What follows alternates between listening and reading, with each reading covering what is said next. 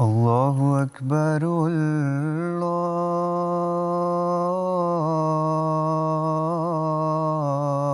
الله أكبر الله أكبر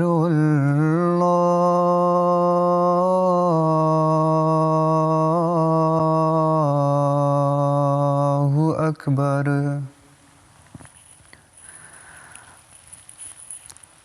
أشهد أن لا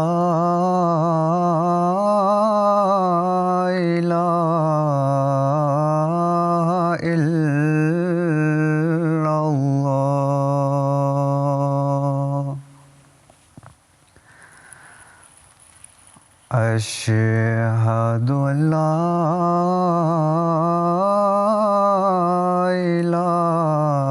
إله إلا الله أشهد أن محمدًا رسول الله أشهد أن محمدًا رسول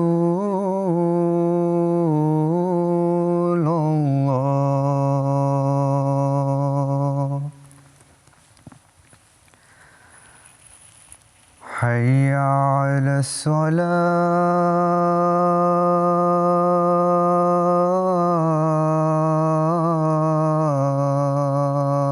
الصلاة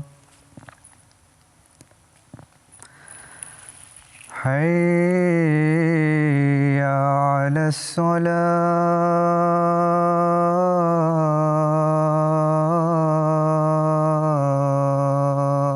الصلاة حي على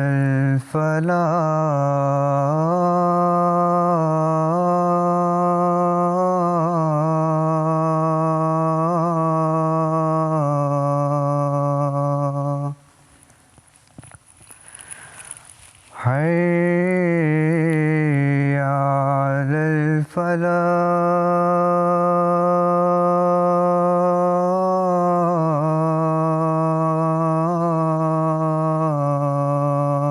الفلاح الله أكبر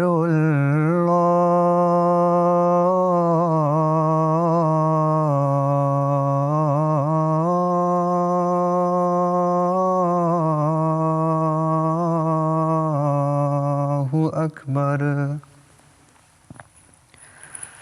لا إله إلا الله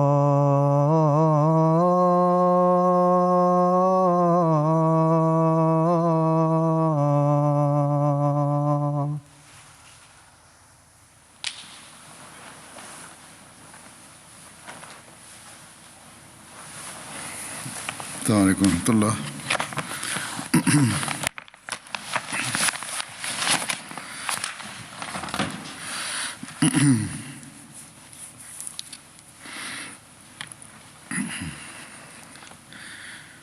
أشهد أن لا إله إلا الله وحده لا شريك له وأشهد أن محمدًا عبده ورسوله أما بعد فأعوذ بالله من الشيطان الرجيم بسم الله الرحمن الرحيم الحمد لله رب العالمين الرحمن الرحيم مالك يوم الدين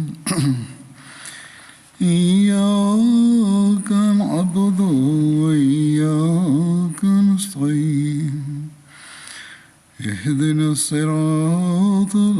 المستقيم صراط الذين أنعمت عليهم غير المغضوب عليهم ولا الضالين.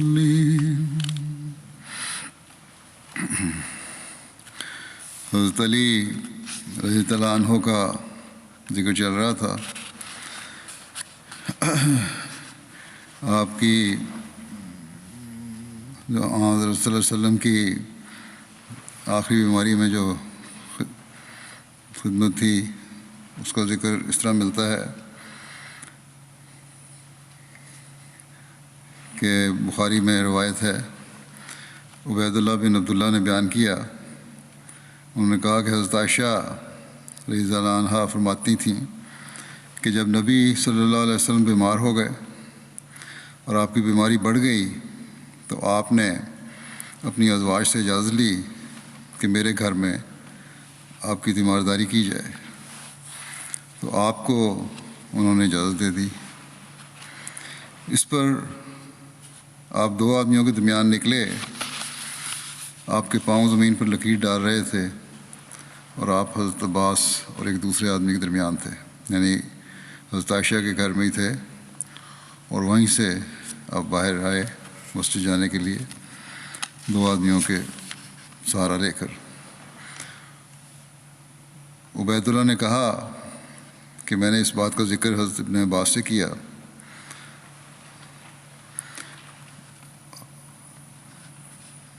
جو حضرت عائشہ نے کہی تھی، تو انہوں نے کہا کیا تم جانتے ہو وہ کون آدمی تھے جس کا حضرت عائشہ نے نام لیا تھا؟ میں نے کہا نہیں. ایک تو حضرت عباس تھے جن کا حضرت عائشہ نے نام لیا تھا، اور دوسرے آدمی کا جس کا نام لیا تھا انہوں نے کہا کہ وہ حضرت علی بن ابی طالب تھے. حضرت عبداللہ بن عباس بیان کرتے ہیں کہ حضرت علی بن ابو طالب رسول اللہ صلی اللہ علیہ وسلم کے پاس سے آپ کی اس بیماری کے دوران جس میں آپ فوت ہوئے باہر نکلے. لوگوں نے پوچھا اے ابو الحسن، آج صبح رسول اللہ صلی اللہ علیہ وسلم کی طبیعت کیسی ہے؟ انہوں نے کہا الحمدللہ آج صبح آپ کی طبیعت اچھی ہے. اس پر حضرت عباس بن عبد المطلب نے حضرت علی کا ہاتھ پکڑا اور کہا اللہ کی قسم تم 3 دن کے بعد کسی اور کے ماتحت ہو جاؤ گے، کیونکہ بخدا میں دیکھ رہا ہوں کہ رسول اللہ صلی اللہ علیہ وسلم اپنی اس بیماری میں جلد فوت ہو جائیں گے، کیونکہ موت کے وقت بنو عبد المطلب کے چہروں کی مجھے خوب شناخت ہے. آؤ ہم رسول اللہ صلی اللہ علیہ وسلم کے پاس چلیں اور آپ سے پوچھیں کہ یہ معاملہ یعنی خلافت کن میں ہوگی. اگر ہمارے میں ہوئی تو ہمیں علم ہو جائے گا، اور اگر یہ ہمارے علاوہ کسی اور میں ہوئی تو بھی ہم یہ بات جان لیں گے، اور آپ اس کے بارے میں ہمیں کوئی وصیت کر جائیں گے.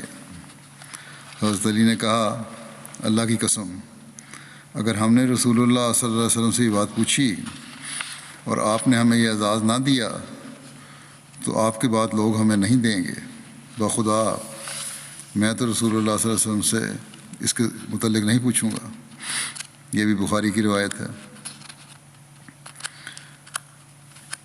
بخاری میں اس جگہ عربی الفاظ ہیں انتا واللہ بعد ثلاثن عبد الاصحا.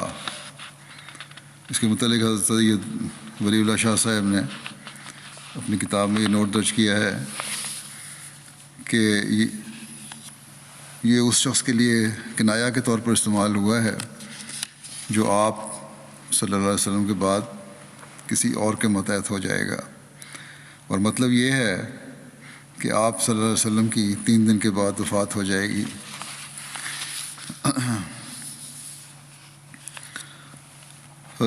عامر سے روایت ہے کہ نبی کریم صلی اللہ علیہ وسلم کی وفات کے بعد رسول اللہ صلی اللہ علیہ وسلم کو حضرت علی، حضرت فضل اور حضرت اسامہ بن زید نے غسل دیا، اور انہی افراد نے آپ کو قبر میں اتارا. اور ایک روایت میں یہ ہے کہ انہوں نے آپ کے ساتھ حضرت عبد الرحمن بن عوف کو بھی داخل کیا۔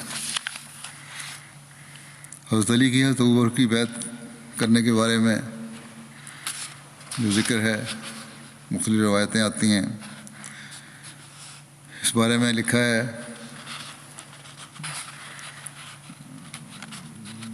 کیونکہ بعض روایات میں یہ ہے کہ حضرت علی نے پوری رضا و رغبت کے ساتھ فوراً حضرت ابوبکر کی بیعت کر لی تھی، بعض اس کے خلاف میں لکھتے ہیں۔ بہرحال حضرت ابو سعید خدری سے روایت مروی ہے کہ مہاجرین و انصار نے حضرت ابوبکر کی بیعت کر لی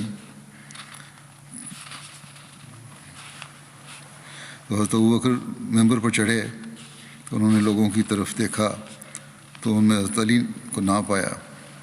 حضرت ابوبکر نے حضرت علی کے بارے میں دریافت فرمایا۔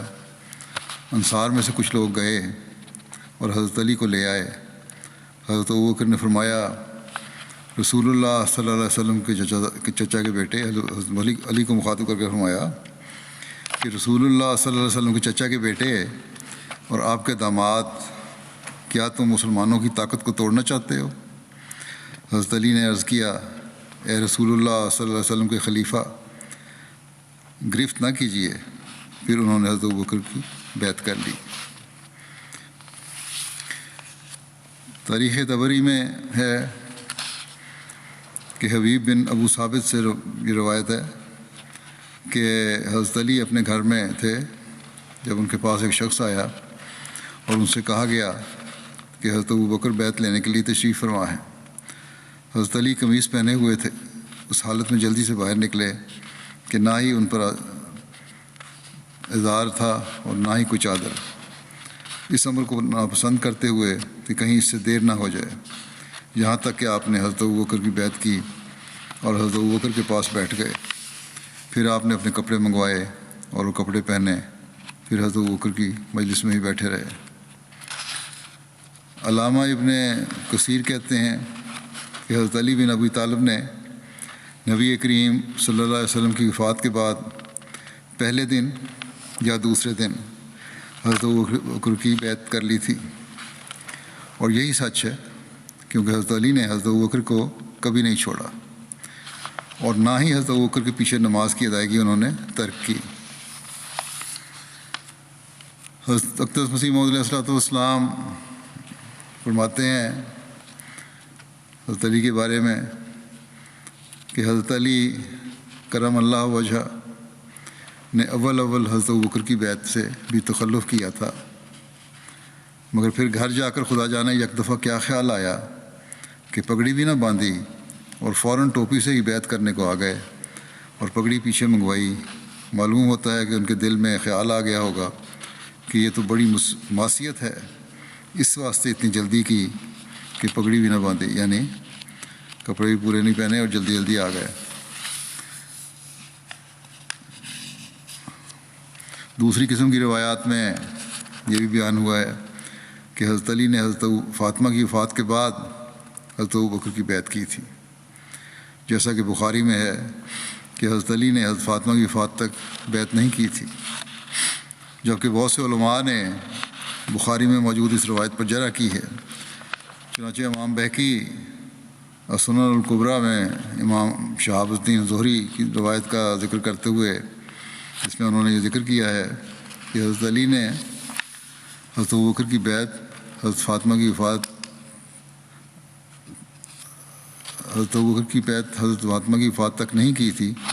تحریر کرتے ہیں، اس کا ترجمہ یہ ہے کہ امام زہری کی یہ بات کہ حضرت علی حضرت ابوبکر کی بیعت سے حضرت فاطمہ کی وفات تک رکے رہے، یہ منقطع قول ہے، اور حضرت ابو سعید خدری کی روایت زیادہ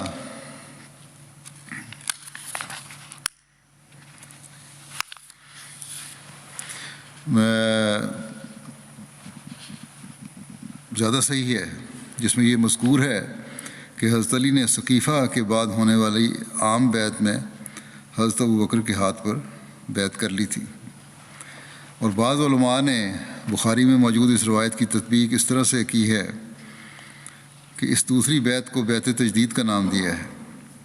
شاید ان علماء کا یہ خیال ہو کہ بخاری جیسی کتاب میں اس روایت کی اہمیت کے پیش نظر ضروری ہے کہ آخر کوئی بات تو ہوگی کہ حضرت علی کی اس سے دوسری بیعت کو کوئی نام دیا جائے۔ بہرحال یہ ضروری بھی نہیں ہے کہ بخاری کی ساری روایات ٹھیک ہی ہوں۔ چنانچہ ڈاکٹر علی محمد سلابی اپنی کتاب سیرت امیر المومنین علی بن ابی طالب شخصیت و اثر میں تحریر کرتے ہیں کہ علامہ ابن کثیر اور بہت سے اہل علم کے نزدیک حضرت علی نے 6 ماہ بعد جب حضرت فاطمہ کی وفات ہوئی اپنی بیعت کی تجدید کی ہے۔ بیعت کی تجدید کی ہے، انہوں نے اس کا نام تجدید بیعت رکھ دیا کہ پہلے بیعت تو کر لی تھی اور حضرت فاطمہ کی وفات کے بعد دوبارہ تجدید کی۔ علامہ ابن کثیر لکھتے ہیں کہ جب حضرت فاطمہ کی وفات ہوئی تو حضرت علی نے مناسب سمجھا کہ حضرت ابوبکر کے ساتھ اپنی بیعت کی تجدید کریں۔ حضرت اقدس مسیح علیہ السلام اپنی تصنیف سر الخلافہ میں بیان فرماتے ہیں، جس کا اردو ترجمہ یہ ہے، عربی کتاب ہے یہ، کہ اگر ہم یہ فرض کر بھی لیں کہ صدیق اکبر ان لوگوں میں سے تھے جو یہ ان بارے میں بیان فرما رہے ہیں جو الزام لگاتے ہیں حضرت ابوبکر صدیق پر اور سمجھتے ہیں کہ حضرت علی کو خلیفہ ہونا چاہیے تھا اس وقت، اس بات کی وضاحت کرتے ہوئے آپ فرماتے ہیں کہ اگر ہم یہ فرض کر بھی لیں کہ صدیق اکبر ان لوگوں میں سے تھے جنہوں نے دنیا اور اس کی رعنائیوں کو مقدم کیا اور انہیں چاہا اور وہ غاصب تھے، تو ایسی صورت میں ہم اس بات پر مجبور ہوں گے کہ پھر یہ بھی اقرار کریں کہ شیر خدا علی بھی منافقوں میں شامل تھے، نعوذ باللہ، اور جیسا کہ ہم ان کے متعلق خیال کرتے ہیں وہ دنیا کو تیاگ کر اللہ سے لو لگانے والے نہ تھے، بلکہ وہ دنیا اور اس کی دل فریبیوں پر گر پڑنے والے اور اس کی رعنائیوں کے فریفتہ تھے، اور اسی وجہ سے آپ نے کافر مرتدوں کا ساتھ نہ چھوڑا۔ یعنی کہتے ہیں نا کہ کافر سب اوپر کے بارے میں بہت سخت الفاظ استعمال کیے جاتے ہیں، بلکہ مداحنت اختیار کرنے والوں کی طرح ان میں شامل رہے اور قریباً 30 سال کی مدت تک تقیہ اختیار کیے رکھا۔ پھر جب صدیق اکبر علی رضی اللہ عنہ و ارضا کی نگاہ میں کافر یا غاصب تھے تو پھر کیوں ان کی بیعت پر راضی ہوئے، اور کیوں انہوں نے ظلم، فتنے اور ارتداد کی سرزمین سے دوسرے ممالک کی جانب ہجرت نہ کی؟ کیا اللہ کی زمین اتنی فراخ نہ تھی کہ وہ اس میں ہجرت کر جاتے؟ جیسا کہ یہ تقوی شعاروں کی سنت ہے۔ وفا شعار ابراہیم کو دیکھو کہ وہ حق کی شہادت میں کیسے شدید القوات ہے، بڑے باہمت نکلے جب انہوں نے دیکھا کہ ان کا باپ گمراہ ہو گیا اور راہ حق سے بھٹک گیا ہے، اور یہ دیکھا کہ ان کی قوم بتوں کو پوج رہی ہے اور وہ بزرگ و برتر رب کے تارک ہیں، تو انہوں نے بلا کسی خوف کے اور ان کی پرواہ کیے بغیر ان سے منہ موڑ لیا۔ وہ آگ میں ڈالے گئے اور شریروں کے خوف سے تقیہ اختیار نہ کیا۔ یہ ہے نیکوکاروں کی سیرت کہ وہ شمشیر و صنع سے نہیں ڈرتے، اور وہ تقیہ کو گناہ کبیرہ اور بے حیائی اور تعدی تصور کرتے ہیں۔ اگر بالفرض ان سے اس قسم کی ذلیل حرکت ذرا سی بھی صادر ہو جائے تو وہ اللہ کی طرف استغفار کرتے ہوئے رجوع کرتے ہیں۔ ہمیں تعجب ہے کہ علی رضی اللہ عنہ نے یہ جانتے ہوئے بھی کہ صدیق اور فاروق کافر اور حقوق غصب کرنے والے ہیں، انہوں نے ان کی کیسے بیعت کر لی؟ وہ یعنی حضرت علی ان دونوں کی معیت میں ایک لمبی عمر تک ساتھ رہے اور پورے اخلاص اور عقیدے سے ان دونوں کی اتباع کی، اور اس میں نہ کبھی انہوں نے کمزوری دکھائی اور نہ ہی کسی کراہت کا اظہار فرمایا، نہ کوئی اور وجہ آڑے آئی، اور نہ ہی آپ کے ایمانی تقوی نے آپ کو اس سے روکا۔ بائیں ہمہ کہ آپ ان حضرات کے فساد، کفر اور ارتداد سے آگاہ تھے۔ علاوہ ازیں آپ کے اور اقوام عرب کے درمیان نہ کوئی بند دروازہ تھا اور نہ ہی کوئی لمبا چوڑا پردہ اور نہ ہی آپ کوئی قیدی تھے۔ ایسی صورت میں آپ پر یہ واجب تھا کہ آپ کسی دوسرے عرب علاقے اور شرق اور غرب کے کسی حصے کی جانب ہجرت فرما جاتے۔ اگر ایسے حالات تھے کہ زبردستی تھی کوئی تھی تو زبردستی تو کوئی نہیں تھی، ہجرت کر سکتے تھے، اور لوگوں کو جنگ پر آمادہ کرتے۔ فرماتے ہیں صاحب کہ ہجرت نہ صرف ہجرت کر جاتے بلکہ لوگوں کو جنگ پر آمادہ کرتے، یہ لوگ تو مرتد و کافر ہیں، ان کے خلاف جنگ کرو، اور بادیہ نشینوں کو لڑائی کی ترغیب دیتے اور اپنی فساد بیانی سے انہیں مسخر کرتے، اور پھر مرتد ہونے والے لوگوں سے جنگ کرتے۔ مسلمہ کذاب فرماتے ہیں کہ مسلمہ کذاب کے گرد اندازاً 1,00,000 بادیہ نشین جمع ہو گئے تھے، جبکہ علی اس مدد کے زیادہ حقدار تھے اور اس مہم جوئی کے لیے زیادہ مناسب تھے۔ پھر کیوں آپ یعنی حضرت علی کافروں کے پیچھے لگ گئے جن کو تم کافر کہتے ہو؟ پہلے خلفاء آپ برسر اقتدار ہوئے مگر سست لوگوں کی طرح بیٹھے رہے اور مجاہدوں کی طرح اٹھ کھڑے نہ ہوئے۔ وہ کون سی بات تھی جس نے آپ کو اقبال و عروج کی تمام علامات ہوتے ہوئے بھی اس خروج سے روکے رکھا،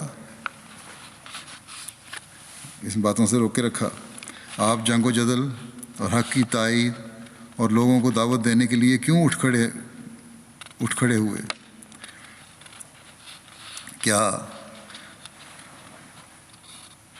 کیوں نہ اٹھ کھڑے ہوئے؟ کیا آپ قوم کے سب سے فصیح و بلیغ واعظ اور ان لوگوں میں سے نہ تھے جو کلام میں روح پھونک دیا کرتے ہیں؟ اپنی بلاغت اور حسن بیان کے زور سے اور سامعین کے لیے اپنی قوت تاثیر سے لوگوں کو اپنے گرد جمع کر لینا آپ کے لیے محض 1 گھنٹہ بلکہ اس سے بھی کم تر وقت کا کام تھا۔ اور جب لوگ ایک کاذب دجال کے گرد جمع ہو گئے تو شیر خدا کی کیفیت تو کچھ اور ہی ہونی چاہیے تھی۔ جو بڑے بڑے کام کرنے والے رب کا تائید یافتہ اور رب العالمین کا محبوب تھا، پھر عجیب تر اور حیران کن بات یہ ہے کہ آپ نے صرف مبائن میں سے ہونے پر اکتفا نہیں فرمایا، یعنی یہی نہیں کیا کہ صرف بیعت کر لی، بلکہ ہر نماز شیخین یعنی ابوبکر اور عمر کے پیچھے ادا کی، اور کسی وقت بھی اس میں تخلف نہ فرمایا، اور نہ ہی شکوہ کرنے والوں کی طرح اس سے گریز کیا۔ آپ ان کی شورا میں شامل ہوئے اور ان کے دعوے کی تصدیق کی، اور اپنی پوری ہمت اور پوری طاقت سے ان کی مدد کی، اور کبھی پیچھے نہ ہٹے۔ اس لیے غور کرو اور بتاؤ کہ کیا ستم رسیدوں اور مکفروں کی یہی نشانیاں ہوتی ہیں؟ اور پھر اس بات پر بھی غور کرو کہ کذب و افتراء کا علم ہونے کے باوجود وہ یعنی حضرت علی کاذبوں کی اتباع کرتے رہے، گویا کہ صدق و کذب ان کے نزدیک یکساں تھے۔ کیا آپ حضرت علی کے بارے میں فرماتے ہیں کیا حضرت علی یہ نہیں جانتے تھے کہ جو لوگ قادر و توانا ذات پر توکل کرتے ہیں وہ ایک لحظہ کے لیے بھی بدانت کی راہ کو اہمیت نہیں دیتے، خواہ انہیں سچائی کی خاطر جلا دیا جائے، ہلاکت میں ڈال دیا جائے اور پارا پارا کر دیا جائے۔ بس حضرت مسیح علیہ السلام نے واضح فرما دیا کہ حضرت علی نے کبھی بھی اپنے سے پہلے خلفاء کی مخالفت نہیں کی تھی، بلکہ ان کی بیعت کی، ورنہ جو باتیں تم حضرت علی کے بارے میں کہتے ہو کہ انہوں نے حضرت ابوبکر کی بیعت نہیں کی، یہ بات تو حضرت علی کے مقام کو گراتی ہے نہ کہ بڑھائے۔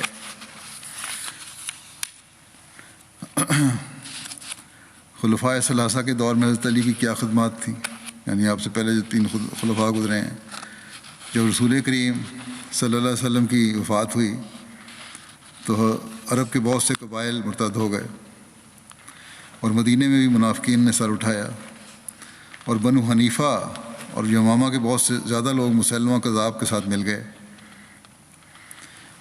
جبکہ قبیلہ بنو اسد اور طے اور دیگر بہت سے لوگ طلحہ اسدی کے گرد اکٹھے ہو گئے۔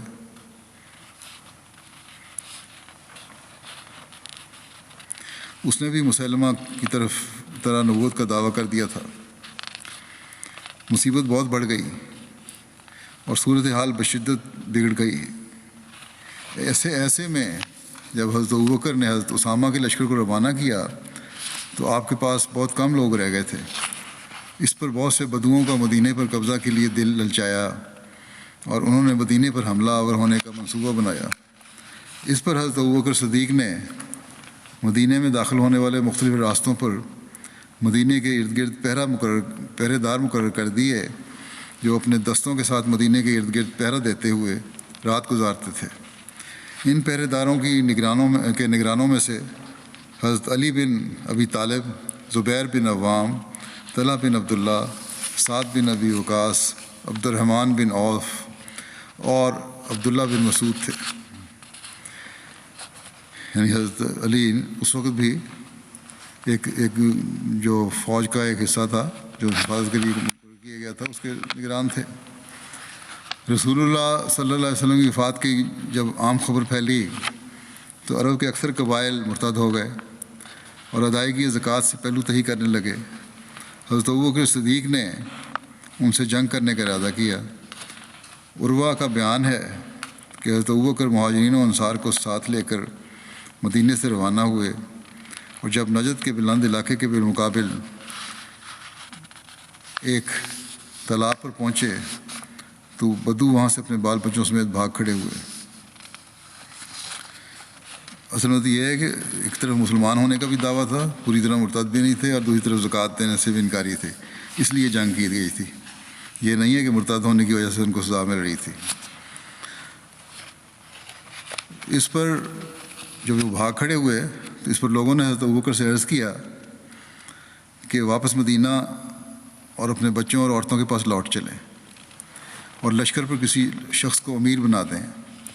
لوگوں کے اصرار پر آپ نے حضرت خالد بن ولید کو امیر لشکر مقرر کیا اور ان سے فرمایا کہ اگر وہ لوگ اسلام لے آئیں اور زکوٰۃ دیں تو تم میں سے جو واپس آنا چاہے، یعنی بیت میں آ جائیں اور زکوٰۃ دیں، تو جو واپس آنا چاہے وہ آ جائے۔ اس کے بعد حضرت ابوبکر مدینہ لوٹ آئے۔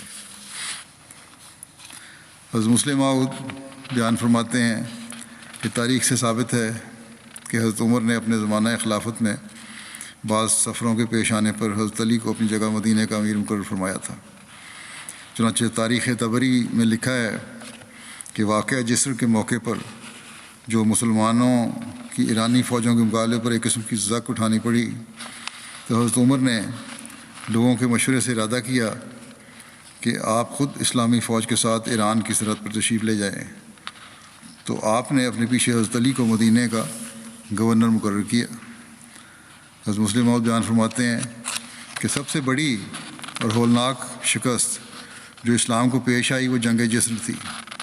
ایرانیوں کے مقابلے میں مسلمانوں کا زبردست لشکر گیا۔ ایرانی سپہ سالار نے دریا پار اپنے مورچے بنائے اور ان کا انتظار کیا۔ اسلامی لشکر نے جوش میں بڑھ کر ان پر حملہ کیا اور دھکیلتے ہوئے آگے نکل گئے، مگر یہ ایرانی کمانڈر کی چال تھی۔ اس نے ایک فوج بازو سے بھیج کر، یعنی ایک سائڈ سے بھیج کر پل پر قبضہ کر لیا اور تازہ حملہ مسلمانوں پر کر دیا۔ مسلمان مصلحتاً پیچھے لوٹے، مگر دیکھا کہ پل پر دشمن کا قبضہ ہے۔ گھبرا کر دوسری طرف ہوئے تو دشمن نے شدید حملہ کر دیا اور مسلمانوں کی بڑی تعداد دریا میں کودنے پر مجبور ہو گئی اور ہلاک بھی ہو گئی۔ مسلمانوں کا یہ نقصان ایسا خطرناک تھا کہ مدینہ تک اس سے ہل گیا۔ حضرت عمر رضی اللہ تعالیٰ عنہ نے مدینہ والوں کو جمع کیا اور فرمایا اب مدینہ اور ایران کے درمیان کوئی روک باقی نہیں۔ مدینہ بالکل ننگا ہے اور ممکن ہے کہ دشمن چند دنوں تک یہاں پہنچ جائے، اس لیے میں خود کمانڈر بن کر جانا چاہتا ہوں۔ باقی لوگوں نے تو اس تجویز کو پسند کیا، مگر حضرت علی نے کہا کہ اگر خدا نخواستہ آپ کام آ گئے، شہید ہو گئے، تو مسلمان تتر بتر ہو جائیں گے اور ان کا شرادہ بالکل منتشر ہو جائے گا، اس لیے کسی اور کو بھیجنا چاہیے، آپ خود تشریف نہ لے جائیں۔ اس پر حضرت عمر نے حضرت سعد کو، جو شام میں رومیوں سے جنگ میں مصروف تھے، لکھا کہ تم جتنا لشکر بھیج سکتے ہو بھیج دو، کیونکہ اس وقت مدینہ بالکل ننگا ہو چکا ہے، اور اگر دشمن کو فوری طور پر نہ روکا گیا تو وہ مدینہ پر قابض ہو جائے گا۔ حضرت عثمان کی عہد خلافت میں فتنہ فساد ہوا تو حضرت علی نے ان کا رفع کرنے کے لیے ان کو مخلصانہ مشورے دیے۔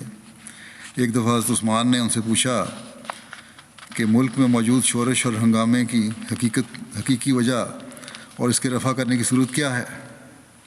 انہوں نے حضرت علی نے نہایت خلوص اور آزادی سے ظاہر کر دیا کہ موجودہ بے چینی تمام تر آپ کے اعمال کی بے اعتدالیوں کا نتیجہ ہے۔ حضرت عثمان نے فرمایا کہ میں نے اعمال کے انتخاب میں انہی صفات کو ملحوظ رکھا ہے جو حضرت عمر کے پیش نظر تھے، پھر ان سے عام بیزاری کی وجہ سمجھ میں نہیں آتی۔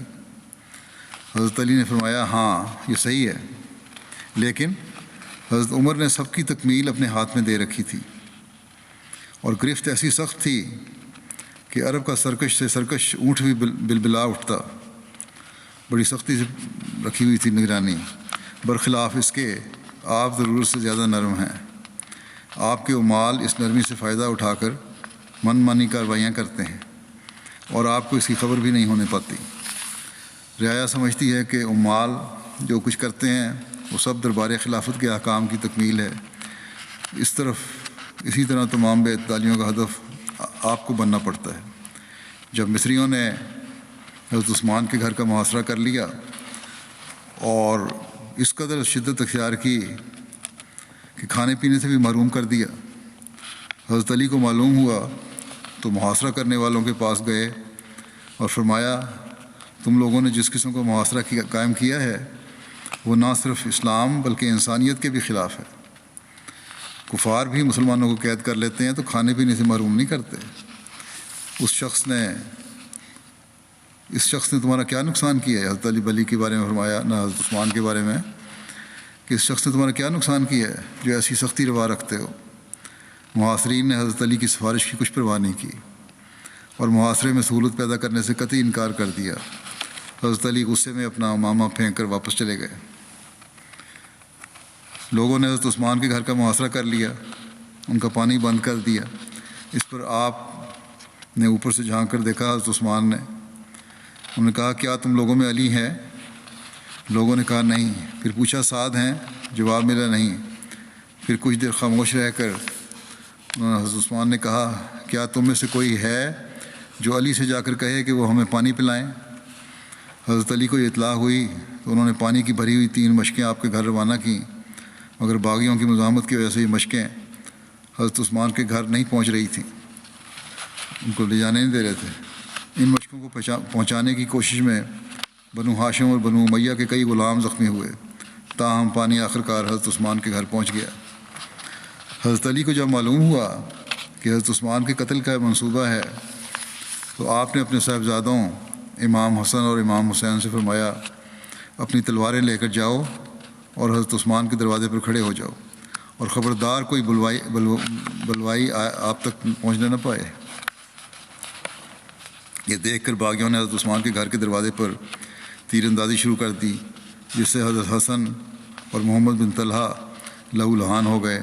اسی اثناء میں محمد بن ابو بکر 2 ساتھیوں سمیت ایک انصاری کے گھر کی طرف سے چھپ کر حضرت عثمان کے گھر میں کودے اور آپ کو شہید کر دیا۔ جب یہ خبر حضرت علی کو پہنچی تو آپ نے آ کر دیکھا کہ حضرت عثمان واقعی شہید کر دیے گئے ہیں۔ اس پر آپ نے اپنے بیٹوں سے پوچھا تم دونوں کے دروازے پر پہرہ دینے دار ہونے کے باوجود حضرت عثمان کس طرح شہید کر دیے گئے؟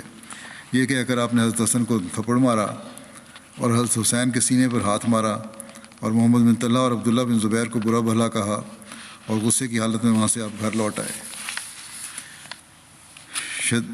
شداد بن اوس بیان کرتے ہیں کہ یوم الدار کو جب حضرت عثمان کے محاصرے نے شدت اختیار کر لی، یوم الدار اس دن کو کہا جاتا ہے جس دن حضرت عثمان کو باغیوں نے اپنے گھر میں محصور کر کے تو انتہائی بے دردی سے شہید کر دیا تھا۔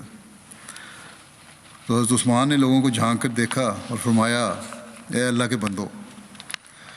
راوی کہتے ہیں اس پر میں نے دیکھا کہ حضرت علی اپنے گھر سے باہر نکل رہے ہیں اور انہوں نے رسول اللہ صلی اللہ علیہ وسلم کا عمامہ باندھا ہوا ہے اور اپنی تلوار لٹکائی ہوئی ہے۔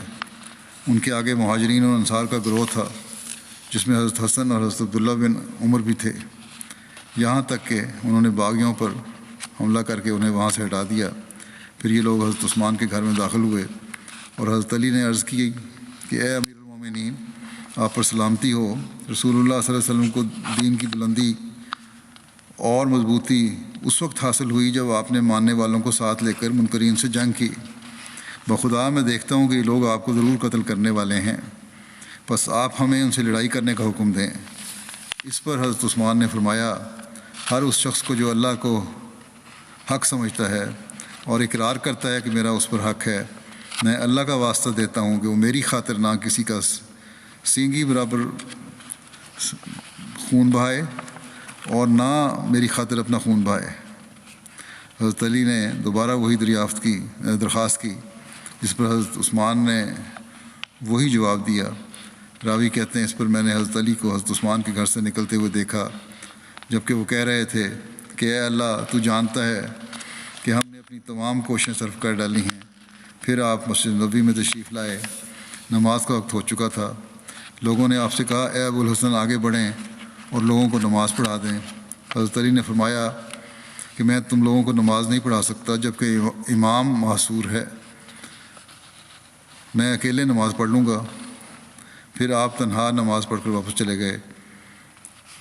حضرت علی کا بیٹا آیا اور اس نے آپ سے کہا، اے میرے باپ، بخدا مخالفین نے حضرت عثمان کے گھر پر حملہ کر دیا ہے۔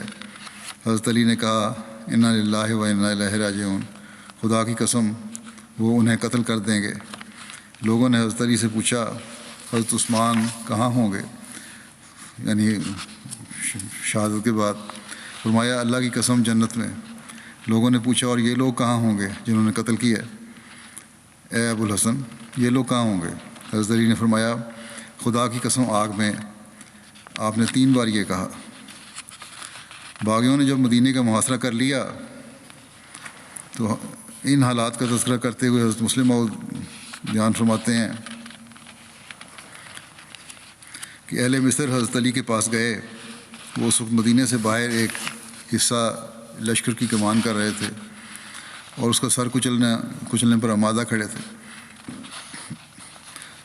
ان لوگوں نے آپ کے پاس پہنچ کر عرض کی کہ حضرت عثمان رضی اللہ عنہ بد انتظامی کے باعث اب خلافت کے قابل نہیں، ہم ان کو علیحدہ کرنے کے لیے آئے ہیں اور امید کرتے ہیں کہ آپ ان کے بعد اس عہدے کو قبول کریں گے۔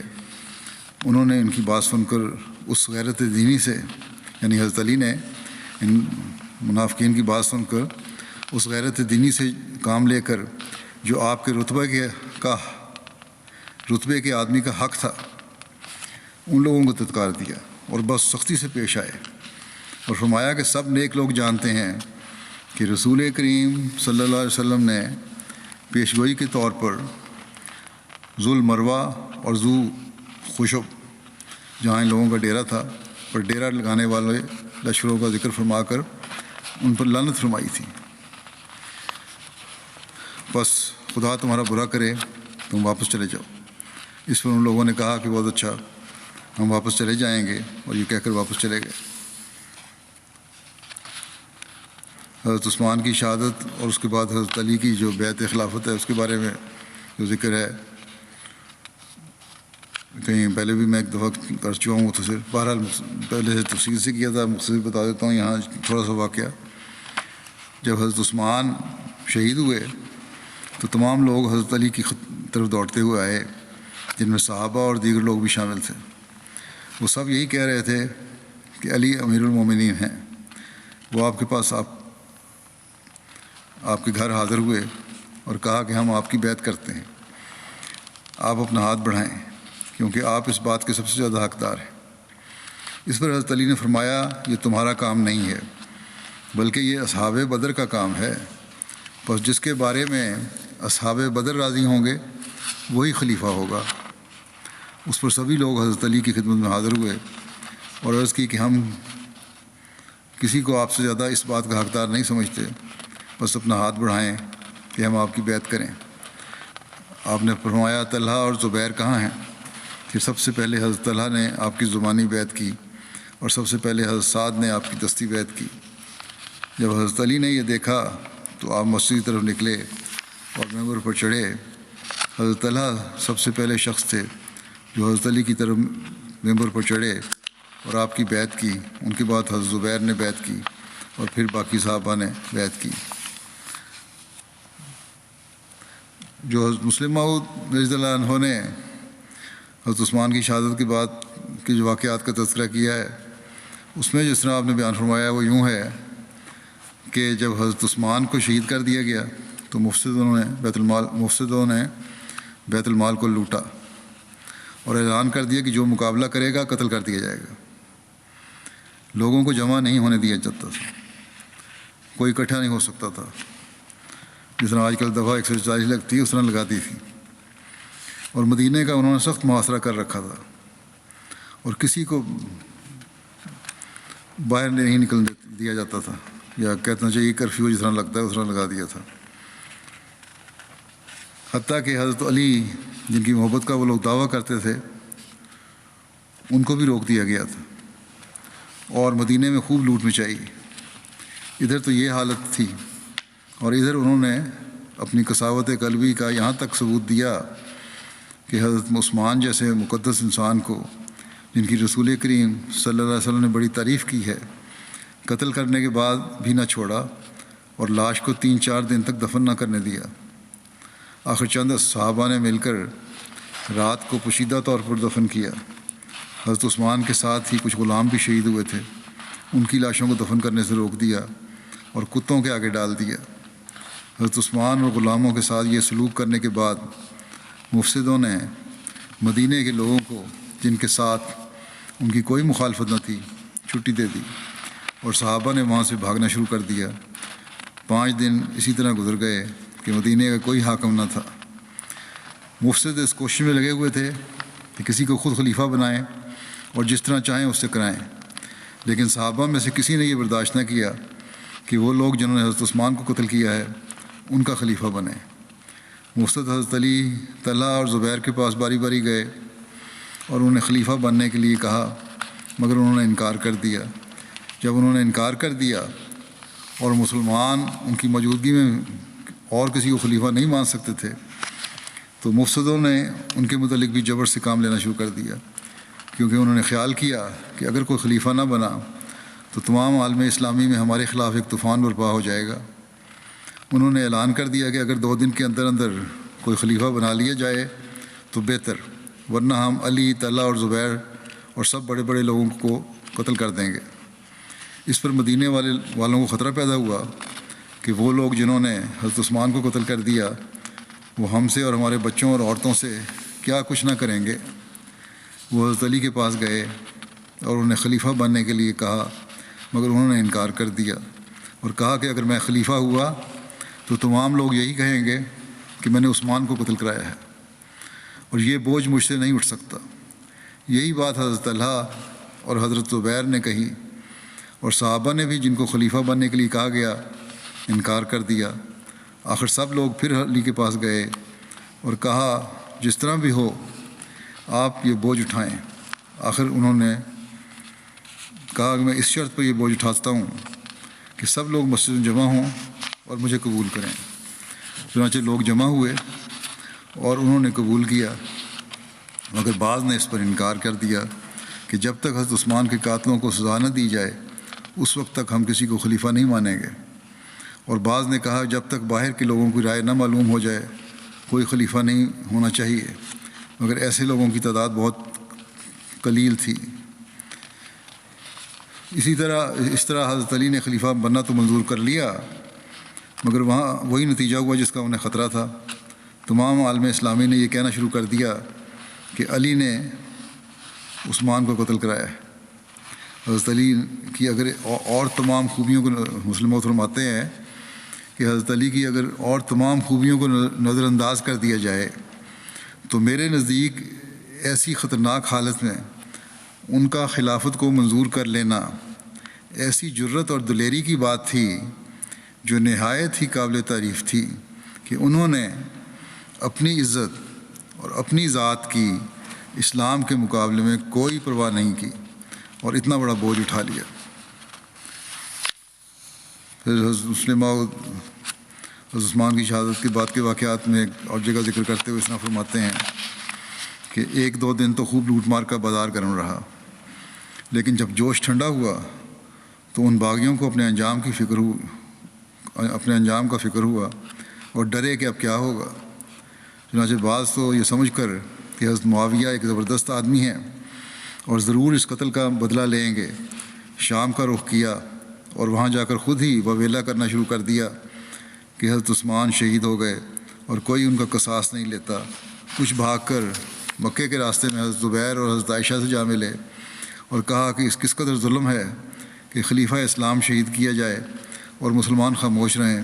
کچھ بھاگ کر حضرت علی کے پاس پہنچے اور کہا کہ اس وقت مصیبت کا وقت ہے، اسلامی حکومت کے ٹوٹ جانے کا خدشہ ہے، آپ بیعت لیں تا لوگوں کا خوف دور ہو اور امن و امان قائم ہو۔ جو صحابہ مدینہ میں موجود تھے انہوں نے بھی بالاتفاق یہی مشورہ دیا کہ اس وقت یہی مناسب ہے کہ آپ اس بوجھ کو اپنے سر پر رکھیں کہ آپ کا یہ کام موجب ثواب و رضائے الہی ہوگا۔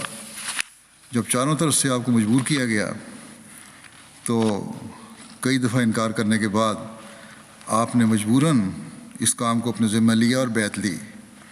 اس میں کوئی شک نہیں کہ حضرت علی کا یہ فعل بڑی حکمت پر مشتمل تھا۔ اگر آپ اس وقت بیعت نہ لیتے تو اسلام کو اس سے بھی زیادہ نقصان پہنچتا جو آپ کی اور حضرت معاویہ کی جنگ سے پہنچا۔ یہ حضرت مسلم موعود نے نتیجہ نکالا ہے۔ پھر آپ بیان فرماتے ہیں حضرت مسلم موعود کہ یاد رکھنا چاہیے کہ حضرت طلحہ اور حضرت زبیر کے متعلق یہ کہا جاتا ہے کہ انہوں نے حضرت علی رضی اللہ عنہ کی بیعت کی کو توڑا، یہ غلط مثال ہے۔ یہ جو پہلے تھا نا بیعت کر لی اور آرام سے بیعت کر لی، وہ اتنی آرام سے نہیں ہوئی تھی۔ اس کی تفصیل حضرت مسلم موعود اس طرح بیان کرتے ہیں کہ یہ پھر کہ ایک بیعت کو توڑ کے حضرت عائشہ کے ساتھ چلے گئے یا ان کے خلاف جنگ کی، اس کے بارے میں لکھتے ہیں مسلم موعود یہ غلط مثال اور تاریخ سے اس کی ناواقفیت کا ثبوت ہے۔ اس طرح نہیں ہوا۔ تاریخیں اس بات پر متفقہ طور پر شاہد ہیں کہ حضرت طلحہ اور حضرت زبیر نے حضرت علی کی جو بیعت کی تھی وہ بیعت طوعی نہیں تھی بلکہ جبراً ان سے بیعت لی گئی تھی۔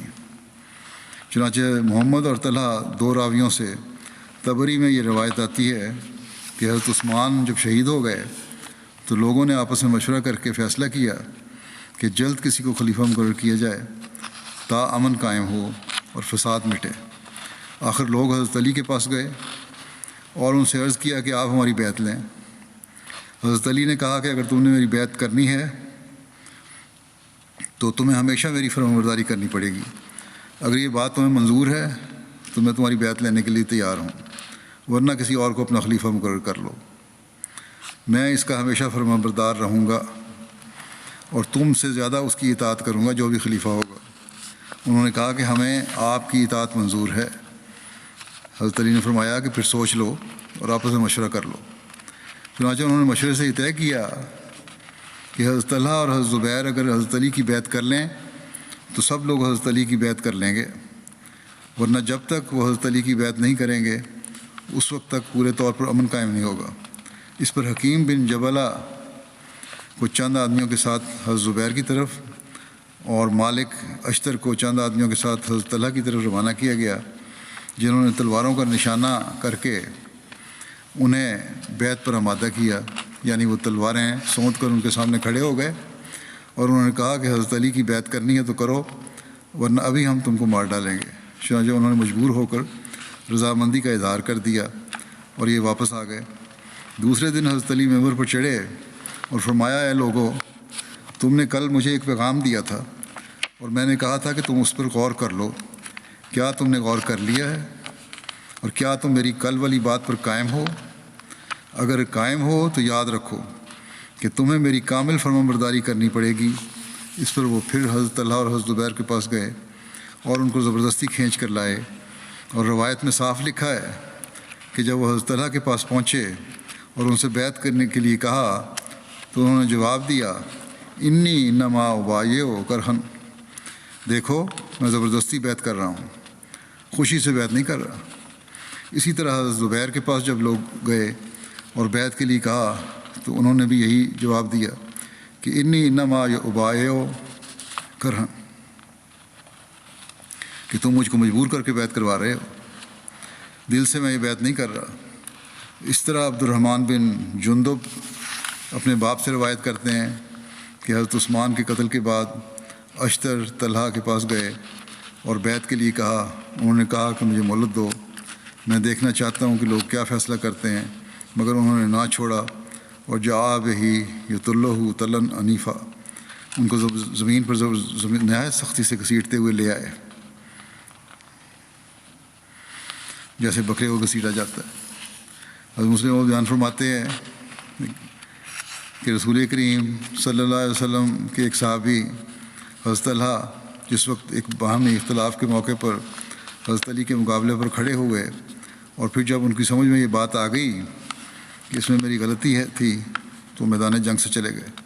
جب یہاں اب یہ قصہ شروع ہوتا ہے کہ حضرت طلحہ مقابلے پر آئے اور بیعت نہیں کی، لیکن اس کی تفصیل بھی بیان فرماتے ہیں آپ۔ مقابلے پر بے شک آئے، پہلے بیعت زبردستی کی، پھر بیعت مقابلے پہ بھی آئے، مطلب زبردستی کروائی گئی، پھر بعد میں جب موقع ملا تو اختلاف بھی ہوا، پھر جنگ بھی ہوئی، لیکن جب بات ان کی سمجھ میں آ گئی تو پھر وہ میدان جنگ سے چلے گئے چھوڑ کے کہ حضرت علی ٹھیک ہیں۔ اس بارے میں مسلم اور لکھتے ہیں آپ واپس گھر جا رہے تھے تو کسی وحشی انسان نے جو حضرت علی کی فوج میں سے کہلاتا تھا، راستے میں جاتے ہوئے ان کو قتل کر دیا، اور پھر حضرت علی کے پاس انعام کی خواہش میں آ کر کہا کہ میں آپ کو بشارت دیتا ہوں کہ آپ کا دشمن طلحہ میرے ہاتھوں مارا گیا۔ حضرت علی نے کہا کہ میں تم کو رسول کریم صلی اللہ علیہ وسلم کی طرف سے جہنم کی بشارت دیتا ہوں۔ میں نے رسول کریم صلی اللہ علیہ وسلم سے سنا تھا کہ طلحہ کو ایک جہنمی قتل کرے گا۔ پھر ایک اور اسی واقعے کو بیان کرتے ہوئے مسلم موت فرماتے ہیں حاکم نے روایت کی ہے کہ ثور بن میزا نے مجھ سے ذکر کیا کہ میں واقعہ جمل کے دن حضرت طلحہ کے پاس سے گزرا، اس وقت ان کی نزع کی حالت قریب تھی۔ جب اس نے زخمی کیا اس وقت نزع کی حالت تھی، مجھ سے پوچھنے لگے کہ تم کون سے گروہ سے ہو؟ میں نے کہا کہ حضرت امیر المومنین علی کی جماعت میں سے ہوں۔ تو کہنے لگے اچھا اپنا ہاتھ بڑھاؤ تاکہ میں تمہارے ہاتھ پر بیعت کر لوں۔ چنانچہ انہوں نے میرے ہاتھ پر بیعت کی اور پھر جان بحق تسلیم کر گئے۔ میں نے آ کر حضرت علی سے تمام واقعہ عرض کر دیا۔ آپ سن کر کہنے لگے کہ اللہ اکبر، خدا کے رسول کی بات کیا سچی ثابت ہوئی۔ اللہ تعالیٰ نے یہی چاہا کہ طلحہ میری بیعت کے بغیر جنت میں جائے۔ آپ عشرہ مبشرہ میں سے تھے۔ پہلے کو مجبوری کی بیعت تھی، لیکن جیسے کہ میں نے کہا وفات سے قبل کامل شرح صدر سے بیعت کر لی۔ نیکی تھی، سعادت تھی، اللہ تعالیٰ کا جنت میں لے جانے کا وعدہ بھی تھا، اس لیے اللہ تعالیٰ نے نہ چاہا کہ ایسا انجام ہو کہ جب آپ خلافت کی بیعت سے باہر ہوں، اور اس وقت موقع ملا ان کو اور خلافت کی بیعت کر لی۔ یہ قصہ ابھی یہ واقعات ابھی چل رہے ہیں، انشاءاللہ آئندہ بیان کروں گا۔ آج پھر میں دوبارہ الجزائر کے لیے بھی، احمدیوں کے لیے بھی اور پاکستان کے احمدیوں کے لیے بھی دعا کی تحریک کرنا چاہتا ہوں۔ اللہ تعالیٰ ان کو محفوظ رکھے۔ الجزائر میں بھی حالات سخت کیے جا رہے ہیں، وہاں بھی ایک سرکاری وکیل ہے، وہ بار بار مقدمے بنا رہا ہے ہمارے احمدیوں پر۔ پاکستان میں بھی اسی طرح مشکلات میں ڈالا جا رہا ہے۔ اللہ تعالیٰ ان سب لوگوں کو جو مشکلات کھڑی کر رہے ہیں یا کسی قسم کی مخالفت کر رہے ہیں عبرت کا نشانہ بنائے، اور جلد ان احمدیوں کے جہاں حالات ٹھیک فرمائے، جہاں سختیوں میں سے جو گزر رہے ہیں ان کے لیے آسانیاں اور سہولتیں پیدا کریں۔ لیکن ساتھ ہی میں یہ بھی کہوں گا پاکستان کے احمدیوں کو خاص طور پر کہ جو دعاؤں کی ضرورت، جس طرح توجہ کی ضرورت ہے، اس طرح توجہ کا ابھی بھی احساس نہیں ہے۔ بس بڑھ کر، پہلے سے بڑھ کر اور بہت بڑھ کر دعاؤں کی طرف توجہ دیں۔ اللہ تعالیٰ ہمیں جلد ان مشکلات سے نکالے اور آسانیاں پیدا فرمائے، اور حقیقی اسلام کا پیغام ہم آزادی کے ساتھ پاکستان میں بھی اور دنیا کے ہر کونے میں بھی پہنچانے والے ہوں۔ نمازوں کے بعد میں کچھ جنازہ غائب بھی پڑھاؤں گا۔ پہلا جو جنازہ ہے وہ ڈاکٹر طاہر احمد صاحب ربا کا ہے، چودھری عبدالرزاق صاحب شہید کے بیٹے تھے، یہ جو سابق امیر ضلع نواب شاہ تھے۔ 4 دسمبر کو ان کی وفات ہوئی 60 سال کی عمر میں۔ ہارٹ اٹیک کی وجہ سے وفات پا گئے، انا للہ و انا الیہ راجعون۔ سرکاری ڈاکٹر تھے، 1995 میں پہلا ہارٹ اٹیک ان کو ہوا تھا۔ خرابی صحت کے باوجود مٹھی میں اپنا تبادلہ کروایا تاکہ وقف جدید کے زیر انتظام المہدی اسپتال میں بھی خدمت کر سکیں۔ ڈاکٹر صاحب آئی اسپیشلسٹ تھے اور روزانہ شام کو ہر اتوار کو المہدی اسپتال میں آنکھوں کے مریضوں کا علاج معالجہ کرتے رہتے تھے۔ جو چھٹی کا دن ہوتا تھا مہدی اسپتال میں آ جاتے تھے، باقاعدگی کے ساتھ میڈیکل کیمپوں میں شرکت کرتے اور بعض اوقات سارا دن آپریشن میں مصروف رہتے۔ ترپارکر میں نہ صرف احباب جماعت بلکہ غیر جماعت لوگوں میں سے بھی ان کو بہت پسند کیا جاتا تھا۔ بڑے ہر دل عزیز تھے۔ دل کا بائی پاس آپریشن بھی ہوا تھا اور آخری سالوں میں 2-3 دفعہ شدید تکلیف میں مبتلا ہوئے، لیکن تھرپارکر میں کام جاری رکھا۔ مٹھی میں تقریباً 15 سال خدمت انسانیت میں گزارے انہوں نے۔ انتہائی غریب پرور اور مہمان نواز انسان تھے، خلافت اور نظام جماعت کا عزت احترام کرنے والے تھے۔ اللہ تعالیٰ کے فضل سے نوجوانی میں ہی نظام وصیت میں شامل ہوئے، ہر مالی تحریک میں بڑھ چڑھ کر حصہ لیتے تھے۔ اللہ تعالیٰ مرحوم کے رحم اور مغفرت کا سلوک فرمائے، درجات بلند کرے اور ان کے بچوں کو بھی ان کی نیکیوں پر چلنے اور ان کو قائم رکھنے کی توفیق عطا فرمائے۔ دوسرا جنازہ ہے حبیب اللہ مظہر صاحب ابن چودھری اللہ دتہ صاحب کا۔ حبیب اللہ مظہر صاحب اسیر راہ مولا بھی رہ چکے تھے۔ 24 اکتوبر کو 75 سال کی عمر میں ان کی وفات ہوئی، انا للہ و انا الیہ راجعون۔ ان کے والد حضرت خلیفۃ مسیح ثانی رضی اللہ عنہ کے ہاتھ پر بیعت کر کے احمدیت میں شامل ہوئے تھے۔ چودھری صاحب حبیب اللہ مظہر صاحب سرکاری محکموں میں مختلف پوزیشنوں میں کام کرتے رہے اور بطور ڈائریکٹر ریٹائر ہوئے تھے حکومت کے ایک محکمے سے۔ جماعتی خدمات آپ کی 50 سال سے زائد عرصے پہ محیط ہیں، جن میں آپ کو قائد مجلس سے لے کر زعیم انصار اللہ اور مختلف جماعتی عہدیداروں اور صدر جماعت وغیرہ کی خدمات کی بھی توفیق ملی۔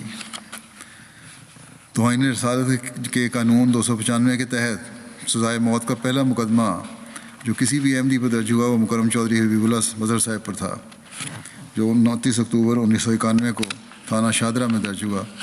اس طرح آپ تاریخی لحاظ سے پہلے احمدی تھے جن کو اس قانون کے تحت اسیر راہ مولا رہ کر صعوبتیں برداشت کرنے کی توفیق حاصل ہوئی۔ گو سیشن کورٹ نے آپ کو حق میں فیصلہ کیا، لیکن مخالفین کی ہائی کورٹ نے اپیل پر ہائی کورٹ کے جسٹس عبدالمجید نے توہین رسالت کے اس مقدمے میں آپ کی ضمانت منسوخ کر دی اور آپ کو سزا دلوانے کے لیے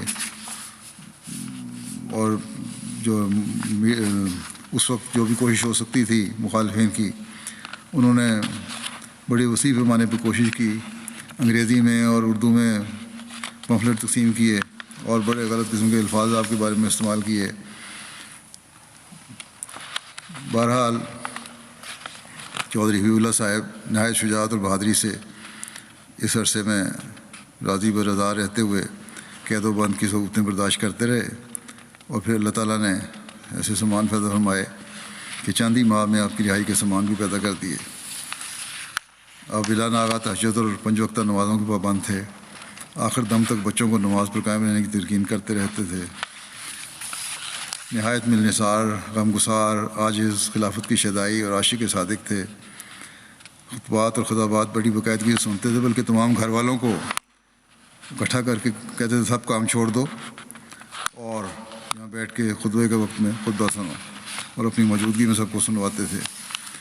اللہ کے فضل سے موسی تھے اور ایک بیٹا 9 حصے کی وصیت کی ہوئی تھی۔ ان کی پسماندگان میں اہلیہ رقیہ بیگم صاحبہ کے علاوہ 5 بیٹے اور 1 بیٹی شامل ہیں۔ ان کے 1 بیٹے حسیب احمد صاحب مربی سلسلہ ہیں اور انگریزی ڈیسک فضل عمر فاؤنڈیشن میں کام کر رہے ہیں۔ اللہ تعالیٰ مرحوم سے مغفرت و رحم کا سلوک فرمائے، ان کی اولاد کو بھی ان کی نیکیاں جاری رکھنے کی توفیق عطا فرمائے۔ اگلا جنازہ ہے مکرم بشیر الدین احمد صاحب کا، خلیفہ بشیر الدین احمد، جو 30 نومبر کو 86 سال کی عمر میں وفات پا گئے۔ انا للہ و انا الیہ راجعون۔ ہندوستان شہر فیروز پور میں پیدا ہوئے تھے۔ آپ ڈاکٹر خلیفہ تقی الدین صاحب کے بیٹے تھے اور حضرت ڈاکٹر خلیفہ رشید الدین صاحب کے پوتے تھے۔ ڈاکٹر خلیفہ رشید الدین صاحب حضرت ام ناصر حرم تھیں، جو حضرت خلیفۃ المسیح ثانی کی پہلی اہلیہ، ان کے والد تھے۔ حضرت خلیفہ رشید الدین صاحب کے بارے میں حضرت مسیح موعود علیہ السلام نے ان کی مالی قربانیوں کے بارے میں بڑی تعریفی کلمات کہے ہیں۔ بہرحال یہ ان کی نسل میں سے تھے، جماعتی کاموں میں بھی حصہ لیتے تھے، غیر احمدیوں کو اپنے گھر بلا کر تبلیغ کرتے تھے۔ 1998 میں سویڈن واپس چلے گئے، جہاں انہوں نے مختلف جگہوں پہ رہتے تھے، پھر سویڈن چلے گئے۔ 1999 میں ان کو دل کا دورہ ہوا، وہاں صحت یاب ہوئے، پھر مسجد کی سرگرمیوں میں مشغول رہے، تبلیغ کے سیکرٹری بھی رہے۔ ہر سال یہاں جلسے پر UK میں آتے تھے اپنی اہلیہ کے ساتھ، بچوں کے ساتھ۔ پسماندگان میں اہلیہ کے علاوہ 3 بیٹیاں اور 2 بیٹے شامل ہیں۔ آپ کی اہلیہ ایک انگریز تھیں، عیسائی سے احمدی ہوئی تھیں، لیکن بہت حیادار، لباس پہننے والی اور پردے کی پابند ہیں، نہایت سادگی سے زندگی گزارنے والی ہیں۔ دین کا علم حاصل کرنے کا شوق بھی ہے ان کو، اور اس پر عمل کرنے کی پوری کوشش بھی کرتی ہیں۔ اللہ تعالیٰ ان کے ایمان اور ایقان کو بھی ترقی دے، اور ان کی اولاد کو بھی ان کی نیکیوں پر چلنے کی توفیق عطا فرمائے۔ اللہ تعالیٰ مرحوم سے رحم اور مغفرت کا سلوک فرمائے۔ اگلا جنازہ ہے محترمہ امینہ احمد صاحبہ کا، جو رفیع الدین احمد صاحب، خلیفہ رفیع الدین احمد صاحب کی بیوی تھیں۔ 19 اکتوبر کو وفات پا گئیں۔ انا للہ و انا الیہ راجعون۔ گیانا سے ان کا تعلق تھا۔ 1940 میں ان کی پیدائش ہوئی تھی، گیانا کے مشہور مسلم کاروباری گھرانے میں۔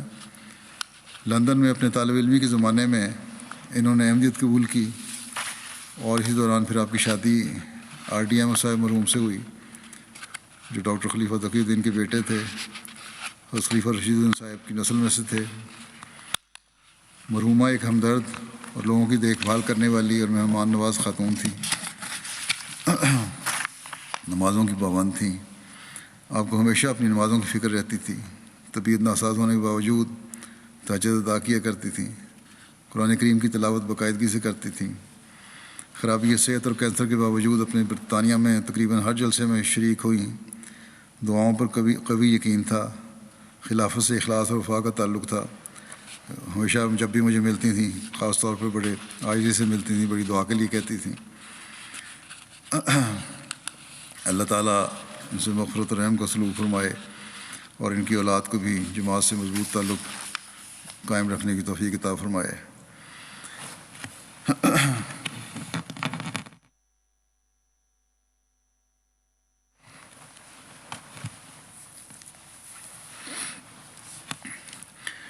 الحمد لله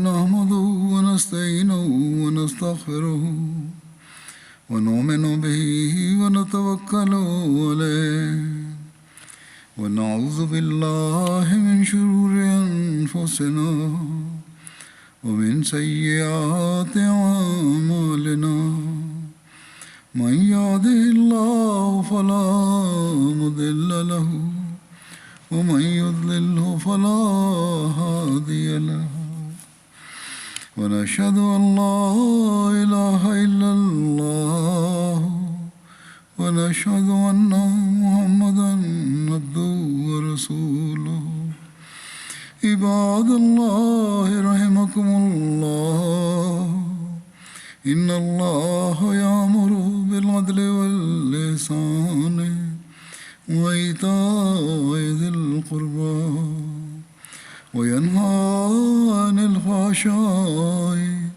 والمنكر والبغي يعظكم لعلكم تذكرون اذكروا الله يذكركم وادعوه يستجب لكم ولذكر الله أكبر